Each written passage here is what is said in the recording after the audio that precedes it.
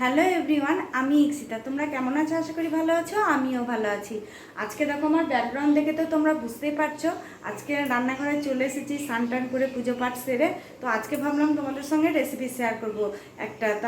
গরমের দিন, এত গরমে মাছ মাংস কিছুই তো ভালো লাগছে না, তাই ভাবলাম একটা নিরামিষ রেসিপি তোমাদের সঙ্গে শেয়ার করি, ছানার রেসিপি। তা চলো দেখতে থাকো পুরো ভিডিওটা, আশা করি ভালো লাগবে। আর রেসিপিটা যদি ভালো লাগে তোমরা বাড়িতে একবার হলেও ট্রাই করে দেখবে, খেতে কিন্তু দুর্দান্ত হয়। নিরামিষ হলো তো কী হলো, যারা নিরামিষ খেতে পছন্দ করে না তারাও কিন্তু চেটে পুটে খাবে।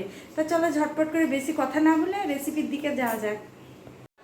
আগের দিন রাত্রিতে আমি দেখো দুধ নিয়ে রেখেছিলাম, সেই দুধটা ছানা কেটে নিয়েছি। এখানে লবণ, চিনি, গরম মশলা, একটু কর্নফ্লাওয়ার, ময়দা, অল্প পরিমাণ চিনি, লবণ, তারপরে এখানে অল্প করে ঘি দিয়ে দিলাম, দিয়ে তারপরে ওটাকে মাখিয়ে ভালো করে রেখে দিয়েছি বল তৈরি করে নিয়ে। তারপরে একটা পেস্ট তৈরি করলাম মশলার।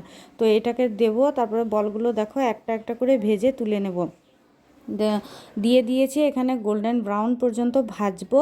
তারপরে ওই তেলের মধ্যে ফোড়ন দিয়ে দিয়েছি গোটা গরম মশলা, তারপরে যে পেস্টটা তৈরি করে রেখেছিলাম ওটা দিয়েছি। আর হ্যাঁ, আগে আমি একটু টমেটো পেস্ট করে রেখেছিলাম, সেটা তোমাদের সঙ্গে দেখানো হয়নি, তো সেটা দেখিয়ে দিলাম। তারপর দেখো রেডি হয়ে গেছে। আর দেখো খেতে কিন্তু দুর্দান্ত হয়েছিল।